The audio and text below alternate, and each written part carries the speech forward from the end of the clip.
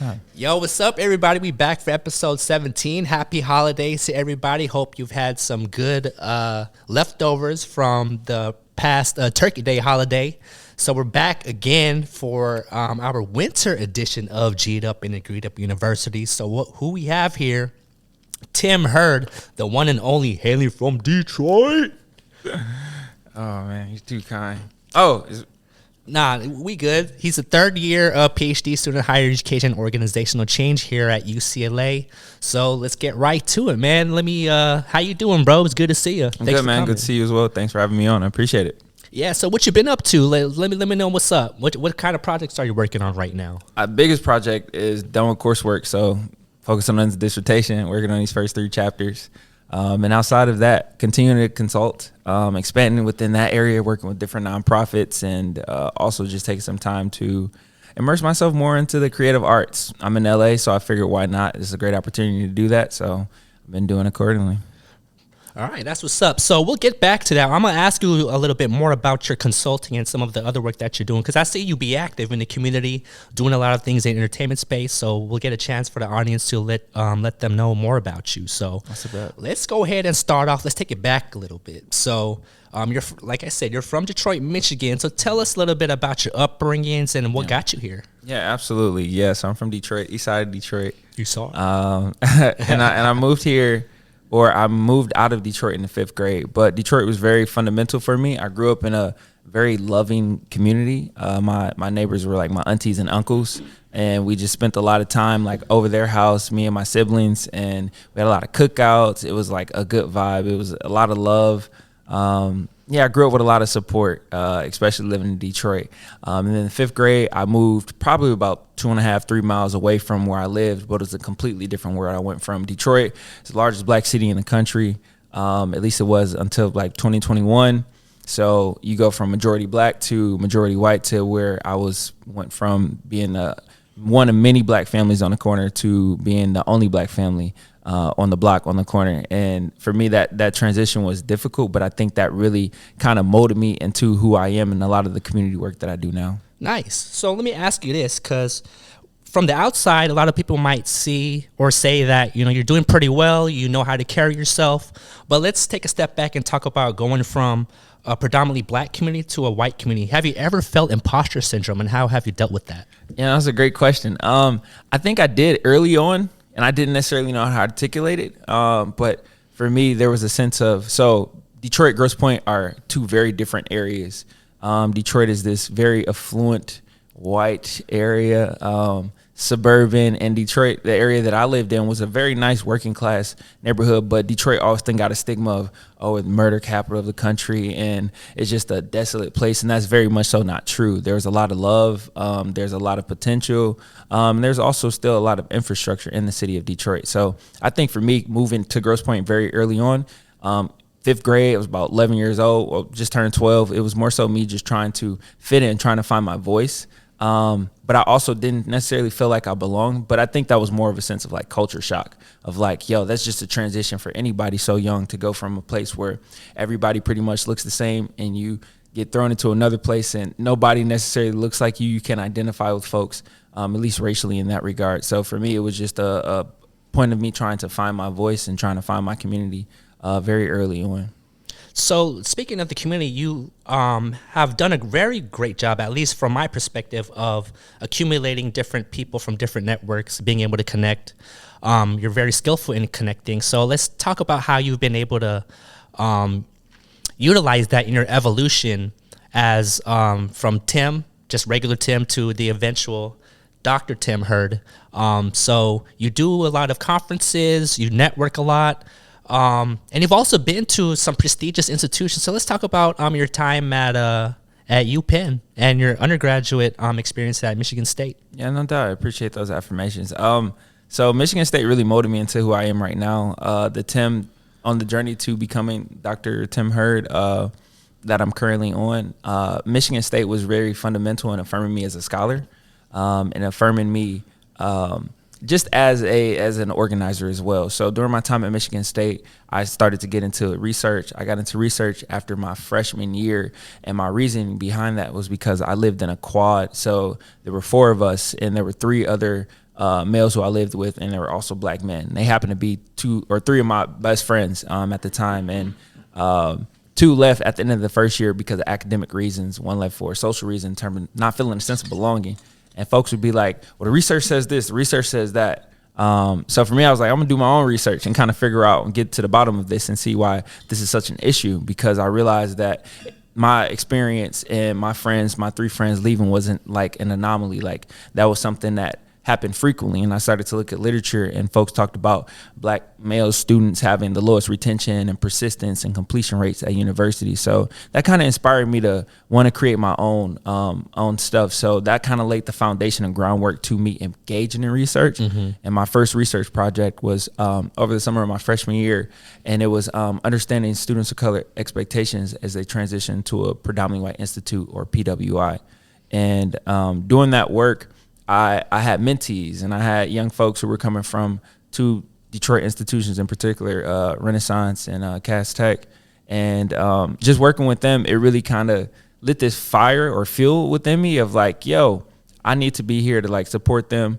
I know how it feels to not necessarily feel that support. And that's kind of something I didn't feel, from the time I moved to Grosse Pointe almost until I graduated, with the exception of a few people who kind of looked and paid it forward for me. So I think for me, that was just the catalyst to me engaging in research, and the catalyst for me eventually creating my mentoring organization, which I started my junior year at Michigan State. And that was because of the research that I did over the first 2 summers.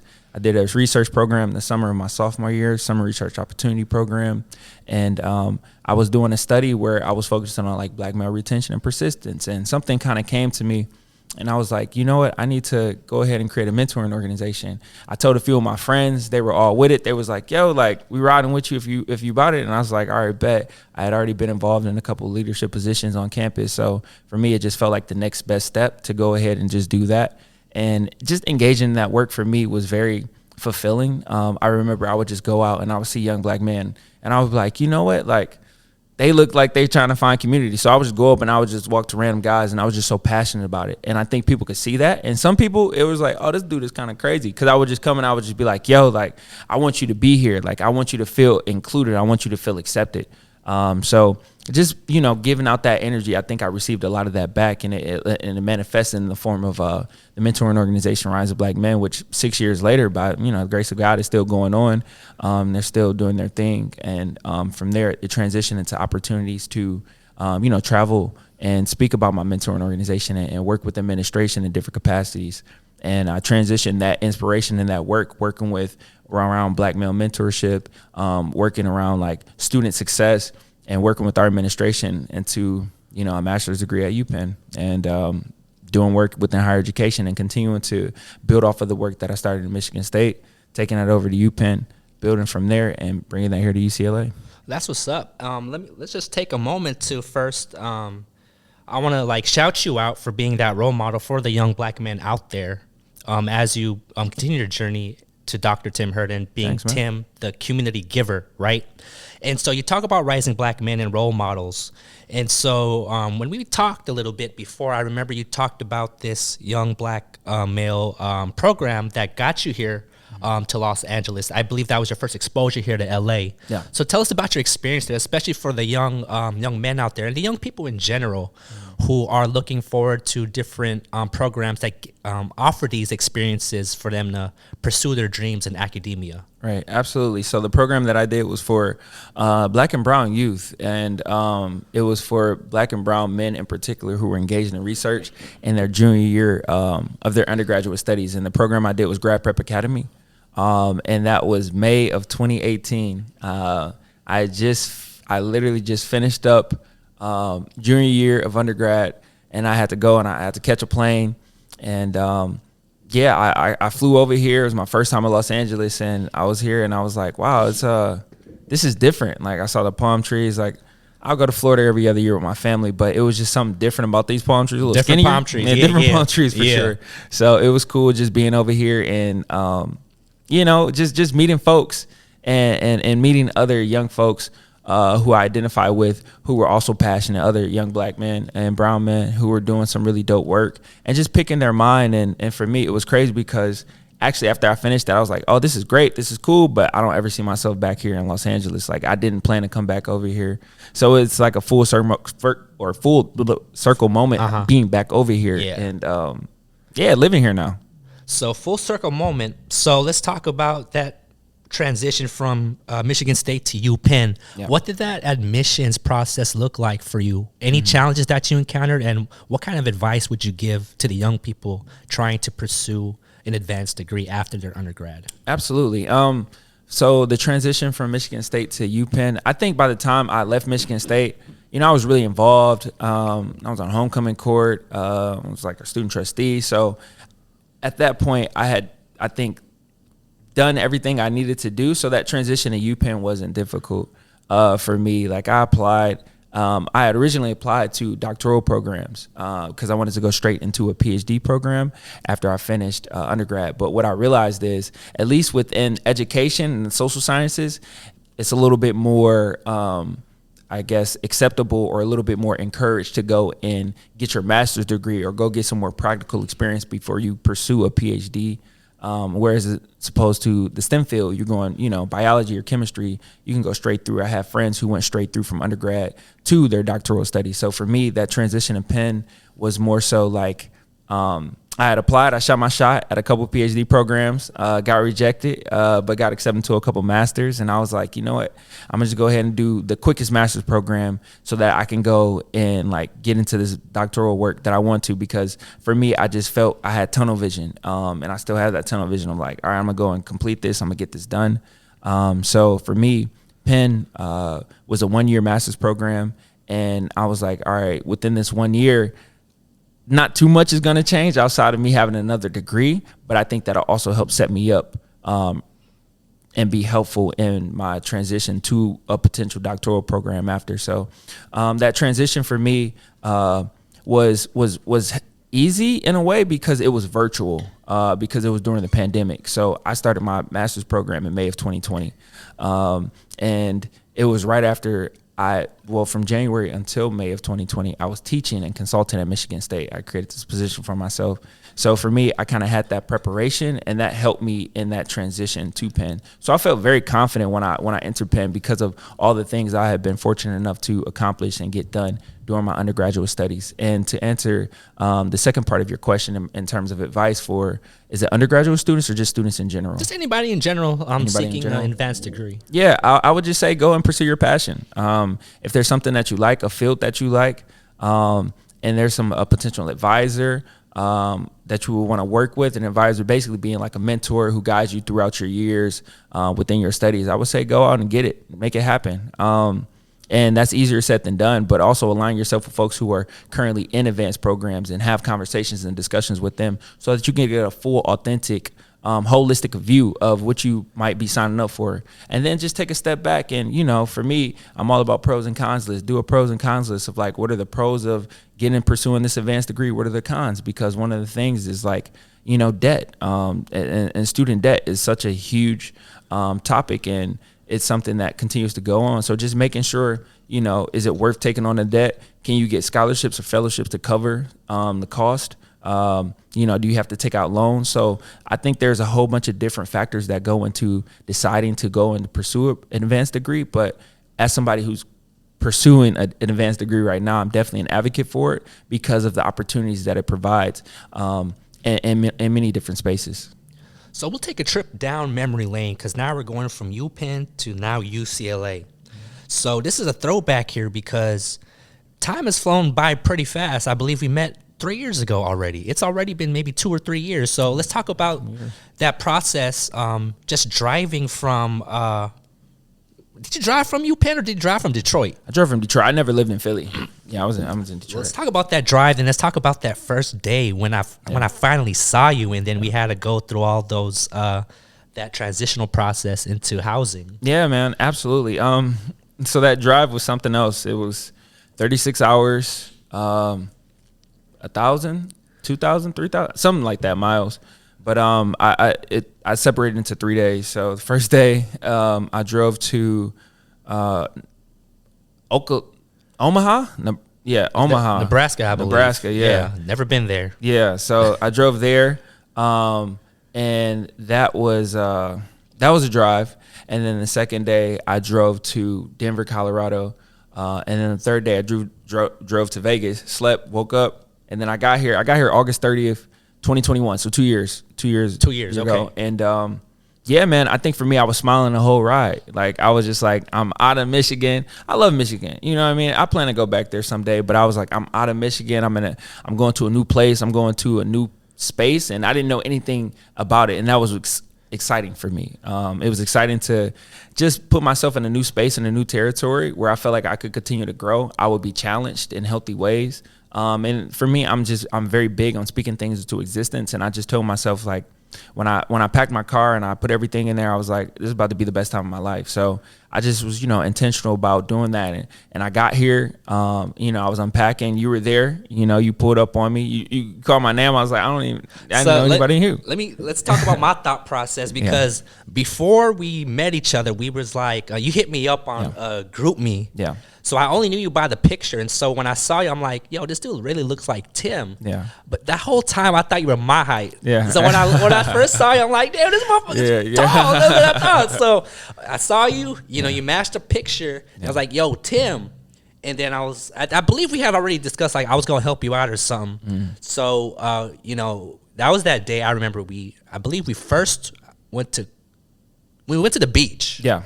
Went to the beach, took some photos. Yep. So we gonna flash that for the folks at home. Some of those nostalgic that photo shoot. And then we went to Costco. We did. What are some of the things that you bought? Yeah, that's a great question. I think I bought like some Hot Pockets, man. It was a little more than that. Like a DiGiorno pizza. And then I just bought a whole bunch of like furniture type stuff for my new apartment. Yeah, I was hungry. Like I needed some food. So like I was going in and buying like different little foods. At that point, like, I'm starting to get better and improving my culinary skills. But at that point, I was, DiGiorno pizza and hot dogs and pork and beans. Like, I was keeping it simple. And I was very much so living like a college student. So I've been able to expand my palate since I've been here. But yeah, I was just going for the essentials, like, just curtain, shower curtain, stuff like that. The basics. The basics. So let's talk about living here now in the UCLA graduate housing. So how do you navigate your budget? Like, how do you? Because sometimes you gotta splurge, sometimes you gotta step back. And we've talked about that, because sometimes, even $1 over your budget, you gotta step back a little bit. So let the folks know at home, how do you negotiate within yourself how to spend wisely and keep that balance with fun and also discipline? Absolutely. I think for me, I've been broke my whole life. You know what I mean? So like, and I say that not in a negative way. I say that as everything for me has always been taken care of. So I've been fortunate in that way. So being here, my fellowship covers. You said broke? Broke. Okay. Yep. Yeah. So for me, that fellowship covers a lot in terms of just like, funding each year or each month. I get a monthly stipend, and that helps me offset my apartment cost.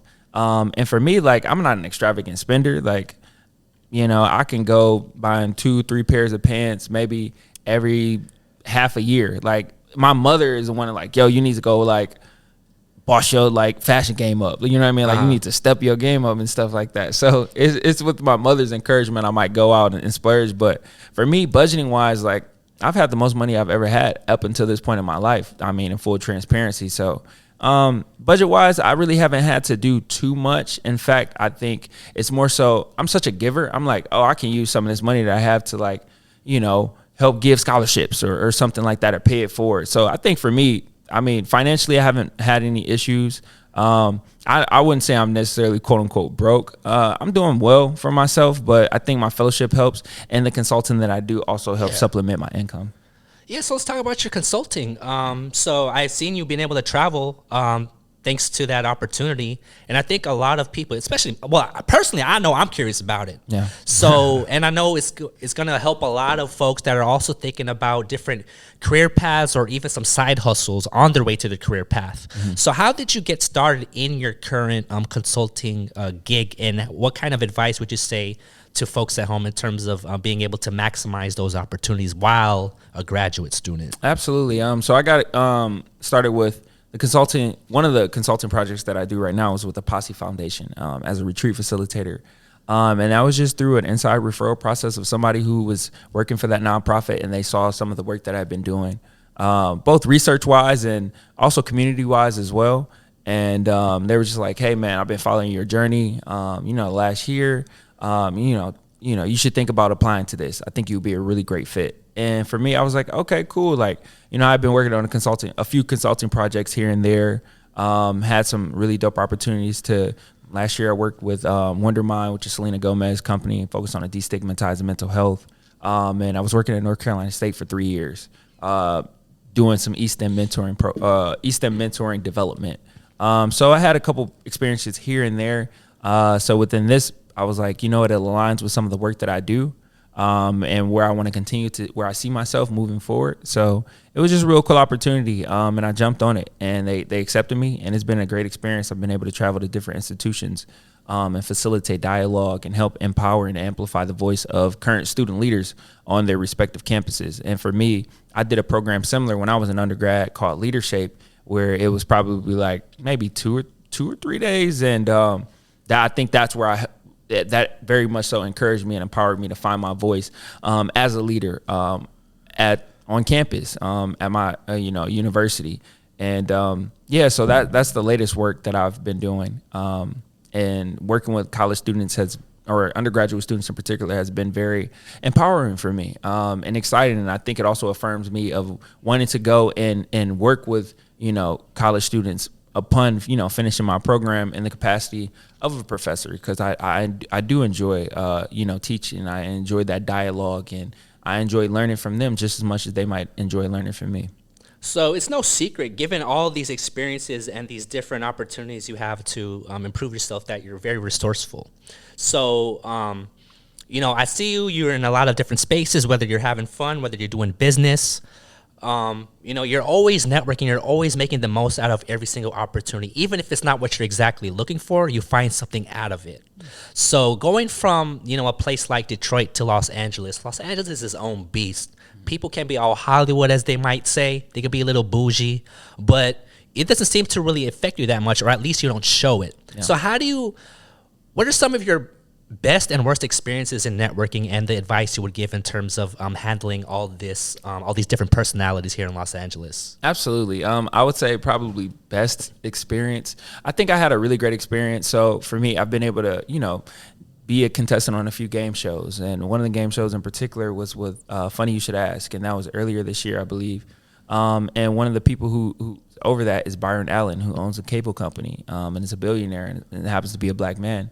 But he's from Detroit. Okay, I didn't know that. Yeah, he's from Detroit, and he owns the Griot and a couple other things. And his mother went to UCLA for her master's program. Okay. And our interaction was it was brief, but it was empowering for me, because I saw him, and he was in the back, facilitating things, talking to folks.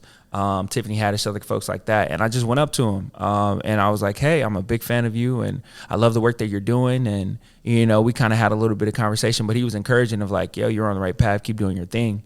And that meant a lot to me. And I was like, "Yo, you got basically like you got a job, like you got an internship or something like that. Would love to understudy." What do you say? And he was like, "I appreciate your enthusiasm. I'll just keep you in mind and whatnot," type thing. And for me, that's all I needed. Because I've heard his conversations, and he just talked about that persistency piece, and just keep going, and just to continue to persist and go. So for me, that was a really good opportunity networking wise, because I was able to sit down and just really, stand up and have a conversation with him, but then also sit down during lunchtime, and just briefly speak to him, and also hear, about some of the stuff that he was talking about. And I just wanted to just sit and just soak up all that game. And then in terms of just negative or I guess worst experience. So for me, my perspective is very much so things are either a win or a learning experience. Yeah, So yeah. I think that how I shift or how I frame interactions that might not have went my way it was a learning experience. And I've had my fair frequent share of a learning experiences here. And I might just look like, me reaching out to somebody and they're telling me to, follow up, and I don't hear anything back. And then I might, follow up again and I don't hear anything. But then, I might see them in person. It's like, oh, you never hit me up, yada, yada. Gotta call them out, gotta let them know. Yeah, so, you can call people out, call people in, whatever that might look like for you. But I think for me, I'm just so locked in, man. Like, and I'm also very much so deep in my faith. I'm a preacher's kid. So it's like what's meant for me is going to be for me. And what's meant for somebody else is going to be for somebody else. So I'm not going to force anything. I'm just going to give my best effort, put my best foot forward, and things will come out and the outcome will be what it needs to be. So let's talk a little bit about this like very abrupt pivot from higher education to entertainment, because we went from talking about, moving in, and then you went to talk about being on some game shows. So what inspired you to pursue this pathway? Because it's very interesting, but it's also something that I've been also doing similarly.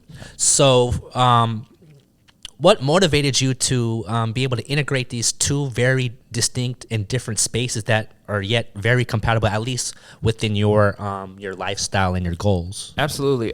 So for me, I'm all about synergy. And on the outside, it might not look like it necessarily is some overlap, but there is. And I think the overlap really for me came just wanting to be able to convey or tell a story to a larger audience. For me, I feel like the academy is great for a lot of things. I also feel like the academy can be very much so gatekeepish, and in terms of language or papers being recycled amongst other folks within the academy, which is all great. That's cool. But I think for me, I also wanted to see how that impacted community, because I'm only here getting my Ph.D. so that I can go and pay for it for my community. Yes. That's really what I care about at the end of the day. It's not just to have these extra, 3 letters or, the doctor in front of my name or the Ph.D. behind my name. It's for me to really be able to be like, look, I did this, you can do this too, but this is also how you can do this if you want, but you can also do something else. And I want to be able to help connect you to whatever you need to connect to and provide those resources. So I think for me, just being in this space now, I started writing opinion editorials, or op-eds as they're known.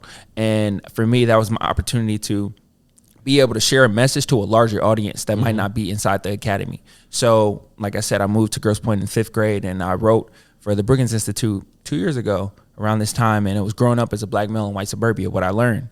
And that was really influenced by my own blogging. So I created my own website when I was an undergrad, just because I wanted to blog and get some of my story out there and just share it, because I felt like people could relate. Some people could relate and resonated with it. And I was like, I know I'm not the only person feeling this, so I know other people are feeling this. And I would just share my story, and folks would listen to it or check it out. And I think for me, that was kind of like my introduction to like, okay, that's where the entertainment type of aspect of like, I want to translate this message to a larger audience kind of began. And being here is just a lot of access to, different shows and whatnot, and doing background work. And for me, I was like, let me go do some background work. And from the background work, I would talk to executive producers or people in the writing room. And people were always really receptive, because I came at them from a place of like, hey, I just really want to learn. I just want to know what's going on. And a lot of folks like really appreciated that, and they saw the authenticity within that. And they were like, hey, you should think about this. You should check this out. And I would go and, made a casting networks profile for myself. And that's kind of how the game show opportunities, really transpired. And from there, I was able to, be on TV, and it was really cool. I did 4 game shows this year, and having folks back home be like, yo, I was at the barbershop, bro, or like, I was at the mechanic shop and I saw you on TV, and it was crazy. I was like, yo, and some of my mentees, I'm like, yo, that's my mentor. Like, he's out here like doing his thing. And for me, it was cool just because I was like, wow, this is like, I guess people really do take this stuff seriously. And like, for me, it was also another way to resonate with folks. And I think for me, as something I plan to continue to do, is just immerse myself in that field, because, sometimes the academy has a certain mystique about it of like, we know you're doing something, but we don't necessarily know what it is. Yeah. So for me, it's just, lifting up that hidden veil and being able to show people like, this is my life, this is what I'm doing. And my whole thing, even now, it's just dancing. I've been dancing for a long time, but my whole like hashtag is dancing to the PhD. So, you know, I'm in my 3rd year now. I have 1 year after this, and I'm still dancing. And I'm gonna dance throughout this whole program. So just being able to share that joy, in spite of it being difficult, because it is difficult. However, like, there's gonna be challenges, and I think for me, my whole message is like, there's gonna be challenges, but you can overcome it. And for me, my act of resistance and my act of, you know, just spreading joy is through dance in particular.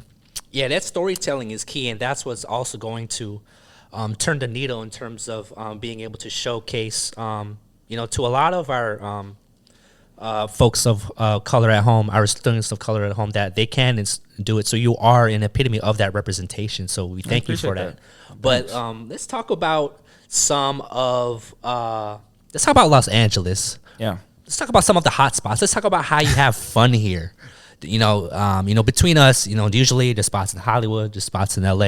Yeah. You don't have to name any spots in particular, but you could maybe name some general areas that enable you to dance a little more, unleash, be yourself, and be able to continue networking, but still have fun. Absolutely. I would say downtown for sure. I just enjoy downtown. There's a lot of cool spots around there that I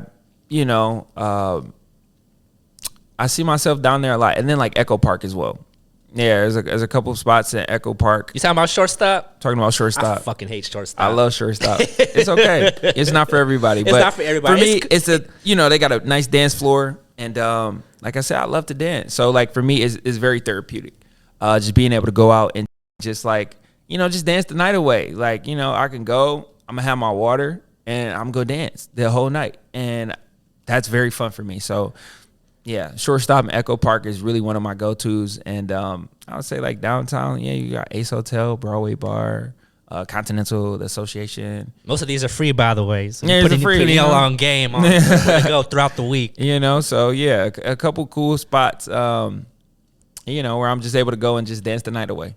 So let's talk about what the ultimate goal is for Tim Hurd, Dr. Tim Hurd, because you talk about all these different things and you were able to explain to us to put it all together. Yeah. You're talking about the storytelling. So how would you try to blend all of that to tell that story and to inspire our communities? Yeah, absolutely. So I think for me, just continuing to do what I'm doing right now. I just launched my nonprofit back at home, and we got 98 members. You mind telling us what it's called? I'm the Grosse Pointe Black Alumni Association. Okay. Congrats on that. Yeah, thank you. So my association for my city, I'm very excited. We have our official launch, our first, actual event, December 17th. So it's coming up in a few weeks, and I'm just excited to be able to pay it forward, because for me, that's what this PhD is for. Like I said, it's about community. So it's not for me being able to use the quote unquote expertise that I developed within, this program, the credibility that comes from an Ivy League degree, or, now about to have a PhD, and just being able to pay that forward and be like, bro, like, that's cool or whatever, but like, I don't care about that at the end of the day. I care about human interaction. I care about how people are. So for me, everything that I do moving forward, and everything that I've done previously, I've tried to be intentional about it being about empowering other folks, and uplifting other folks, not just through symbolism, but also through, resources as well, or also just being able to, social capital, because that's a big thing, of just connecting folks. So, I mean, for me, that looks like a lot of different things. I think it looks like being a professor, teaching, and being able to share the message, and like I said, also learn from other students. And it looks like me, engaging in potentially screenwriting. I took a screenwriting course this summer. So doing screenwriting, but then also being in front of the film, or being in front of the camera as well, in an acting capacity. It looks like continuing to do consulting and traveling across the country and speaking, and, talking about facilitating dialogue and talking about different discussions. So it looks like a little bit of this, a little bit of that, a little bit of that. Well, shout out to you, first of all, for putting me on to that background role in Rap Shit. Oh yeah, no problem, bro. I don't know if you were able to see it. Yeah, it was episode 3. I saw the scene, but I was not in frame. So hey, I got my coins though. You got your coin. I got my coins. You got your coins. Yeah. Our friend Shan got her coins. Hopefully she appears in that Hollywood scene that's coming up. So not to spoil anything, but Looks like they're touring. So if you've been paying attention to the show, you're in for a treat. Assuming that you're hopefully able to see her. But before we close out, you know, you talk about your network. You talk about being a role model. You are a role model yourself. Anybody you want to shout out that helped you on your way to your journey? Yeah, man. I think biggest person I want to shout out is my father for just believing in me. You know, my father, I wouldn't be, my dad is my superhero. So, like, I wouldn't be who I am without my father and my mother as well. Shouting out my parents for just being there and supporting me and just really holding me down as I, you know, have just life, as life is just life's. I know that they're always there and I can rely upon them. And my siblings as well. Like, my little brother inspires me just as much as my older brother, my older sister do. And my younger sister as well, who I believe is the smartest in our family by far. So I definitely want to shout them out, man. I want to shout, I mean, just being here, I want to shout you out. I want to shout the group that we have, our Shady 7. That's our group chat. Our group chat, you know, for just being, you know, authentic folks and just also holding me down as I've been here. It hasn't always been the easiest, but for me, like, you know, it's good to just have that community and just people who you can, you know, depend upon, rely upon. So, you know, I want to shout you guys out. Yeah, I just, you know, there's so many people I could shout out. You know what I mean? I really much so live by this idea of Ubuntu. I am because we are, and it takes a village. And it really does take a village. So, I mean, I could be shouting people out for the rest of this time, but really, yeah, shouting out my parents, man, and my siblings. And shouting out you guys for, you know, taking me in, you know, 2 years ago and, you know, just being family away from family. Hey, for life, bro. Yeah. One more thing, you know, it was something that was creeping up in my mind a little bit. So we talk about shouting out any celebrity crushes you want to shout out, and you know, we gonna do a collaborative tag right here. So this is your chance to say something. Any celebrity crushes or crush you want to shout out? I do not have any celebrity crushes. I'm trying to think. Yeah, nah. Honestly, I just be. I'm trying to think. I'm like, who's somebody? There's people who I admire, and people who I think are dope. But in terms of like actual crushes, I don't think I have any celebrity crushes. For real. There you have it. We ain't tagging nobody then. Anyway, hey, look, my bad, y'all. It's been what? Since like March or something that I haven't been on the podcast with y'all. We're gonna try to change that. So appreciate you, Tim, of course, for appreciate coming you. out. Yeah. My bro, thank you so much. Yeah, much love. We do have another guest coming up, so stay tuned. We're gonna be back in the booth for G Zone Beats. Again, thank y'all for coming to episode 17. And we will see y'all more often. I hope so, but at least we got the next episode coming. Yep. So appreciate y'all, and we'll see y'all next time. See you.